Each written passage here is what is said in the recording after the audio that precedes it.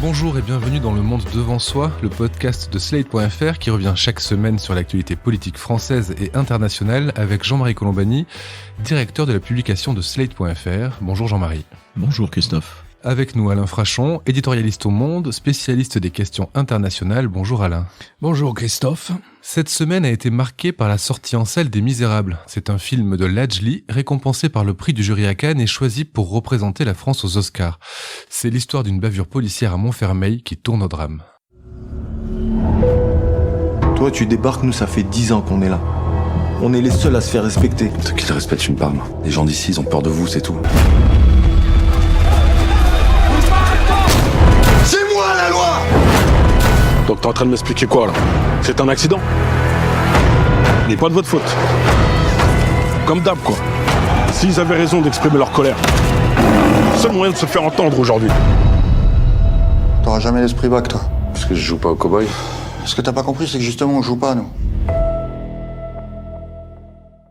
Dimanche, le JDD nous apprenait dans un indiscret que le président Emmanuel Macron avait été, je cite, bouleversé par la justesse de ce long métrage et qu'il aurait demandé au gouvernement de se dépêcher de trouver des idées et d'agir pour améliorer les conditions de vie dans les quartiers.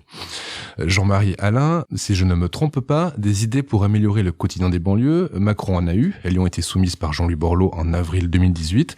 Ces idées, Emmanuel Macron les a balayées d'un revers de main.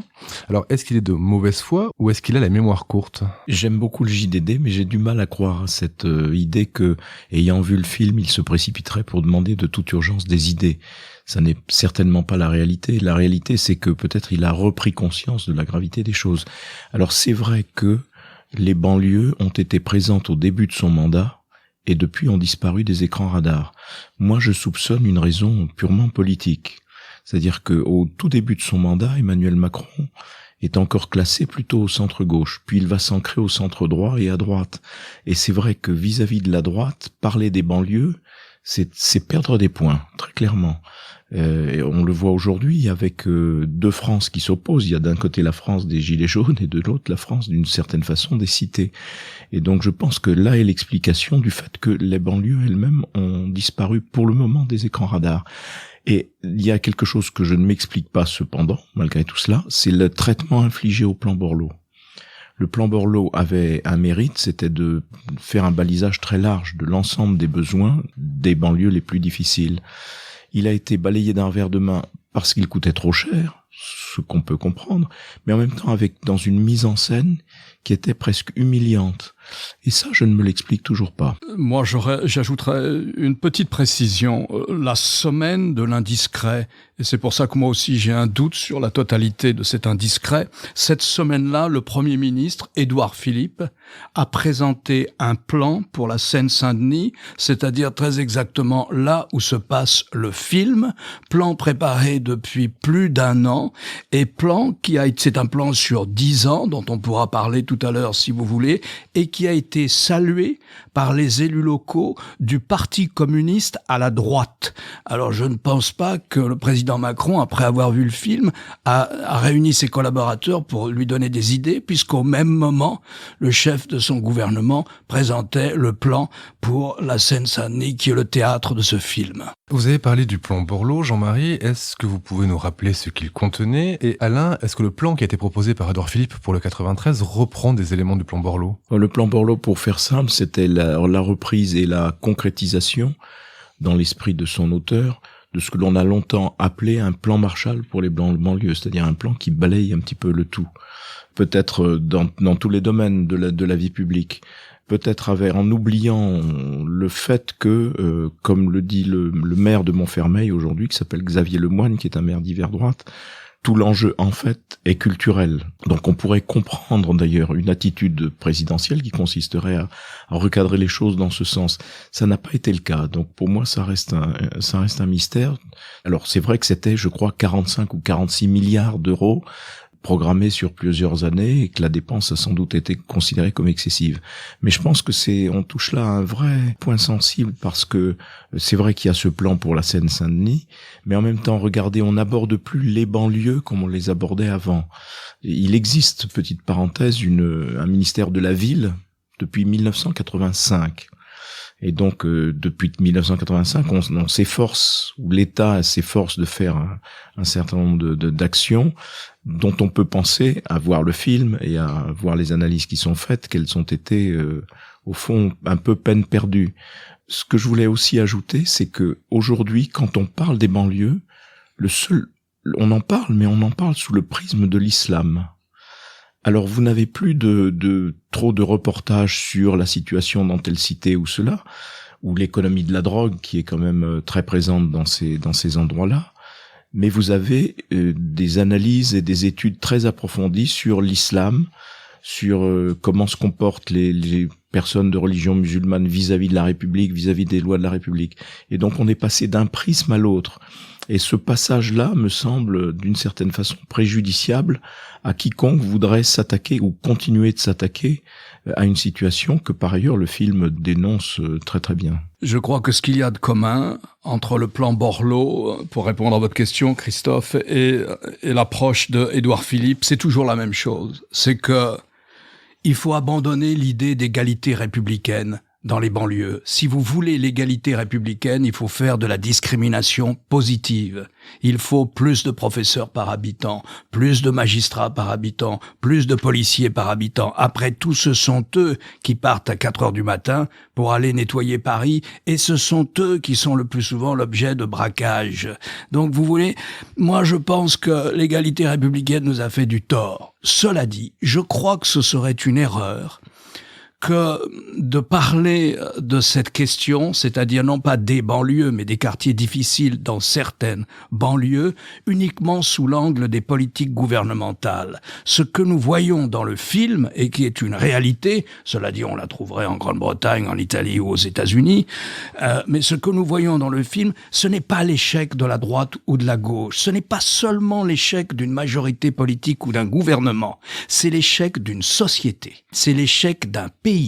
Voilà des endroits où non seulement l'État n'est plus là, mais les partis ne sont plus là non plus, les associations ne sont plus là non plus, les syndicats ne sont plus là non plus. D'où cet abandon. Et lorsqu'il y a abandon, la société s'auto-organise, une économie informelle se développe, un contrôle social aussi, et c'est là où on retrouve tout de même l'islam par le biais des frères musulmans, que raconte très bien aussi le film.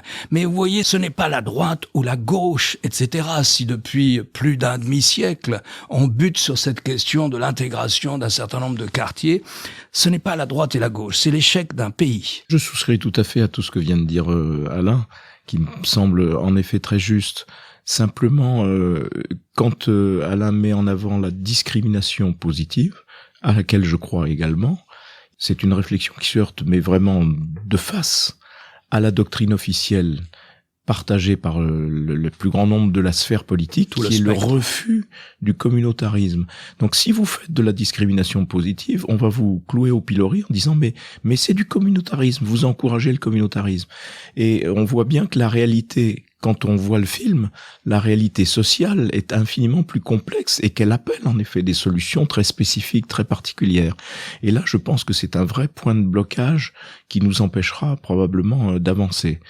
Avec cette résultante qui est que c'est dans ces endroits que l'État est totalement absent, sauf par les policiers, qui sont les seuls à continuer d'essayer d'exister et d'essayer de représenter un semblant d'ordre républicain. Ce que raconte le film. Ce que raconte le film et ce que racontait aussi son réalisateur, Lajli, sur le plateau de Quotidien, c'était le 11 novembre. Le film, c'est un avertissement, mais un avertissement à qui ?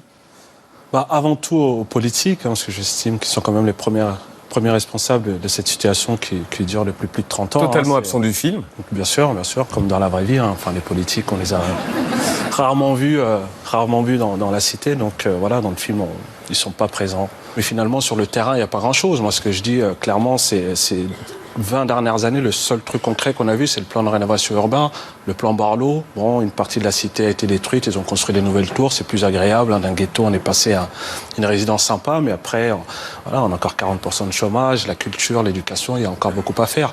Donc moi, j'estime qu'il faut une réelle volonté politique. Pour le plan, non, parce que je prends toujours cet exemple, le plan de rénovation urbain, il y a une réelle volonté politique. Ils ont mis les moyens. Aujourd'hui, la ville a été transformée. Donc si on fait la même chose dans la culture, dans l'éducation, je pense qu'on pourra le faire, mais Comme j'ai dit aujourd'hui, ok, les plans de banlieue, on en a eu 10, mais sur le terrain, ça bouge pas plus que ça. Ledgely dénonce un manque de volonté politique. Alors vous en avez parlé, mais à quoi est-il dû ce manque de volonté politique? C'est seulement l'argent dont vous parliez tout à l'heure? Vous parliez des 40 milliards, si je me trompe pas, du plan Borloo. Est-ce que c'est seulement l'argent qui manque? Est-ce que c'est la peur de privilégier, comme vous le disiez aussi, peut-être une communauté par rapport à une autre? Je pense qu'il y a maintenant que ça s'est installé. Moi, je me souviens d'une réflexion de François Hollande quand il s'était préoccupé d'une situation difficile dans, je ne me souviens plus la banlieue précisément, la cité précisément. Il avait été le soir même où il recevait des concitoyens venus il me semble que cela venait de Corrèze. Il avait été interpellé sur le thème, mais vous faites rien pour nous. Donc, vous faites rien pour nous, c'est quand même au cœur de la protestation des Gilets jaunes. Et donc, c'est là que les deux fractions, en quelque sorte, s'opposent. Elles devraient ne pas s'opposer, mais elles s'opposent. Je pense que là, on est au cœur de nos propres contradictions. La responsabilité politique, bien sûr, puisqu'on est dans un système démocratique, des systèmes de représentation, donc il faut bien que les élus acceptent de porter la charge qu'ils ont revendiquée eux-mêmes. Mais ça ne règle pas tout, ça ne résume pas le tout, comme le disait très très bien Alain tout à l'heure. Après, il y a des évolutions générales dans tout le monde occidental, au moins. La classe moyenne part des villes. Elle quitte la ville parce que la ville est trop chère. Et donc s'installent les périphériques. C'est toujours à peu près le même nom, en anglais, en italien ou en espagnol. Et on regarde pas trop, ou pas assez, ou pas suffisamment ce qu'il y a derrière le périphérique pour toutes les raisons dont nous avons parlé. Donc on est face à des phénomènes qui sont des phénomènes assez compliqués sur lesquels, certes, le politique a une portée, notamment un État comme la France, qui prétend contrôler le foncier, être le plus interventionniste, etc. Un État de tradition colbertiste, on l'aurait imaginé plus interventionniste, même s'il n'y a pas de solution miracle et si elles sont toutes sur le long terme. Alors le maire de Montfermeil, qui est le lieu où se situe le film et qui est le lieu d'origine de Ledgely, le maire explique qu'il est quand même injuste de dire que rien n'a été fait. Beaucoup a été fait et il prétend qu'aujourd'hui, on ne pourrait pas décrire la situation qu'on décrivait il y a 10 ou 15 ans, qu'un certain nombre de choses ont avancé. Alors, certes, c'est sûrement vrai dans pas mal de villes, mais il y a encore évidemment des pans entiers qui restent à l'abandon. La difficulté que l'on a, c'est que cela ne surgit dans les médias et dans l'opinion que quand il y a un drame. Et il y en a des drames. Il y a des drames dans les collèges avec des jeunes adolescents qui sont poignardés, il y a des bagarres entre bandes rivales, il y a toujours une occasion ou une autre de s'émouvoir et de considérer que décidément, mais fondamentalement, je pense qu'une partie, c'est maintenant, pourquoi est-ce qu'on n'a plus de façon un peu flamboyante ou volontariste l'idée qu'il faut un plan, un effort de longue portée centré, là, il y a l'exemple de la Seine-Saint-Denis bien sûr, mais au niveau national, c'est précisément parce que une large fraction de l'opinion comprend cité égale islam égale danger, et donc on est là dans une des problématiques que l'on connaît le mieux. Alain le rappelait tout à l'heure, dans le film, on voit très bien le rôle social des frères musulmans. Et le rôle social hier était rempli par le Parti communiste. Il n'y a plus de Parti communiste. Il était rempli aussi d'une certaine façon par les syndicats, et il n'y en a plus. Et donc, ils jouent un rôle, ils sont présentés là de façon assez soft. Et le Parti communiste polémique. et toutes ses déclinaisons, associations sportives, associations intellectuelles, etc. Il y avait une sorte d'échelle sociale parallèle qui avait été installée dans la banlieue, d'ailleurs, dans la banlieue. Absolument. Vous avez dit, Jean-Marie, qu'il fallait un drame pour qu'on s'intéresse au quartier. Dans le film, il y a une réplique qui dit « La colère, c'est le seul moyen de se faire entendre aujourd'hui ». Et c'est vrai qu'on ne s'intéresse au quartier que lorsqu'ils explosent. Et on pourrait oser un parallèle avec les Gilets jaunes auxquels le gouvernement a apporté une réponse qu'après des semaines d'ultraviolence. Est-ce que cette attente du point de non-retour, pour négocier ou pour lâcher du lest, c'est un marqueur particulier de ce gouvernement? En tout cas, c'est un marqueur de notre époque et c'est un marqueur bien triste et bien malheureux parce qu'en effet, ce qu'on a retenu de l'épisode des Gilets jaunes, c'est que seule la violence paye. Et donc ça, c'est quelque chose qui est redoutable, qui est excessivement dangereux et qui va poursuivre l'action même de ce gouvernement. La journée programmée du 5 décembre, pourquoi fait-elle si peur? C'est précisément parce qu'on sent qu'il y a derrière cela une forme de jusqu'au-boutisme, de volonté d'affrontement qui est liée au fait que seule la colère paye, comme le dit très, très bien un personnage du film. Ça, je pense que c'est une part de notre malheur collectif d'en arriver là. Il faut dire aussi que on est très court-termiste. On vit une époque de court-termisme. On a du mal à imaginer des investissements à long terme. Ce n'est pas payant sur le plan électoral. Mais pour reprendre les plans Borloo ou plus spécifiquement le plan d'Édouard Philippe qui est sur 10 ans, au fond, le 93 n'aura sans doute pas la même allure qu'aujourd'hui après les Jeux Olympiques. Parce que le périphérique va sauter, parce que justement, dans le plan d'Édouard Philippe intègre, si vous voulez, le fait que le nouveau RER aura pas moins de 30 stations en Seine-Saint-Denis.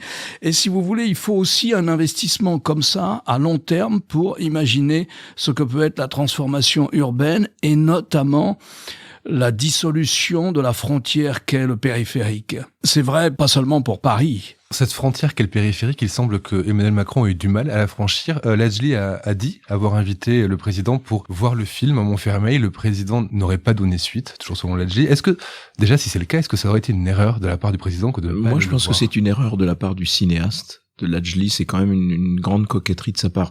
Par ailleurs, on assiste à la naissance d'un grand cinéaste. C'est un grand film et c'est quelqu'un qui est pétri d'un talent et je pense qu'il marquera les esprits longtemps s'il continue son aventure cinématographique. Mais je pense que c'est quand même pas décemment raisonnable de sa part.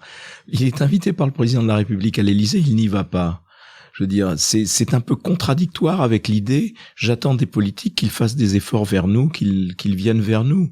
Le président vient vers lui, mais quand on a un président de la République et qu'on est invité par le président de la République, en règle générale, on est content. Et là, je trouve que c'est une mauvaise querelle qu'il fait au président. Alors le président, après, on dit, ah oui, mais il refuse d'aller à Montfermeil. Non, c'était pas à Emmanuel Macron d'aller à Montfermeil, c'était plutôt à Ladjli d'aller à l'Élysée. Il a raté un symbole, là, Emmanuel Macron, n'y allant pas? Non, je crois pas du tout. Je pense que s'il avait été, on l'aurait accusé de démagogie, compte tenu de ce qu'est l'époque et notre environnement médiatique. Je réfléchissais à ça, à cette critique qu'on lui a faite.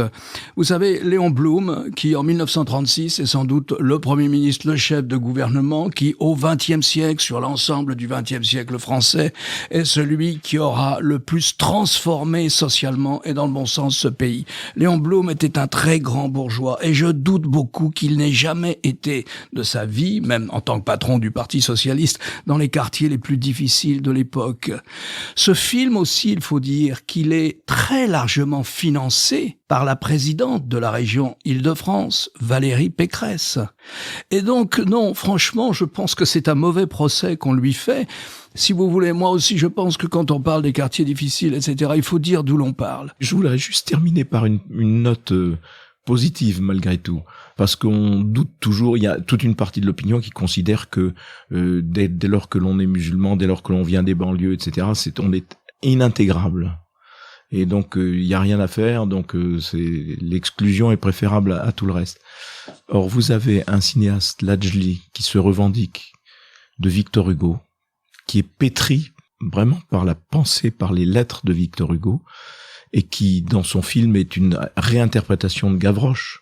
Et vous avez, si vous allez chercher du côté de Marivaux, qui est-ce qui a fait un film magnifique qui s'appelle L'Esquive, sur une classe de banlieue qui appréhende une pièce de Marivaux, il s'appelle Abdelatif Kechiche. Voilà, 2 exemples de personnalités qui démentent ceux qui pensent que la France n'est pas une société littéraire, ou que cette société littéraire serait fermée à quelques-uns d'entre nous.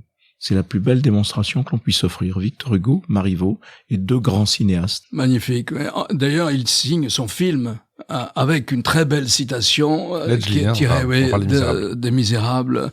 Moi, je voudrais juste ajouter une seule chose sur le film. Après les émeutes de 2005, qui sont évoquées ici parce que finalement le drame dont vous parliez au début ressemble au drame, à l'un des drames qui s'est produit en 2005. Après les émeutes de 2005, il y a beaucoup de gens des banlieues, de la banlieue, qui ont dit mais ce n'est pas ma cité. Ma cité ne ressemble pas à ça. Et moi je pense que ce n'est certainement pas une critique du film, Mais il ne faut pas que les médias assimilent ce film à un portrait de la banlieue en France. Ce n'est pas ça, la banlieue en France, ni même les banlieues. C'est ça dans certains quartiers, Marseille-Nord, etc. D'ailleurs, assez bien identifié. C'est ça dans certains quartiers du 93. Mais ce n'est pas la banlieue. Si vous voulez aller voir donc le portrait de cette banlieue, c'est actuellement en salle et je vous rappelle aussi la sortie cette semaine de notre podcast Cinéma Incarnation, justement consacré aux Misérables. Damien Bonnard, un des héros du film, il dialogue avec Nabil Drissi, ancien policier de la BAC. Vous trouverez le lien dans la description de ce podcast. Merci Jean-Marie, merci Alain, à la semaine prochaine. Merci Christophe. Vous venez d'écouter Le Monde Devant Soi, un podcast Slate.fr à retrouver tous les samedis matins sur Slate.fr ou sur votre application de podcast préférée. Si vous avez aimé, n'hésitez pas à vous y abonner et à nous mettre 5 étoiles.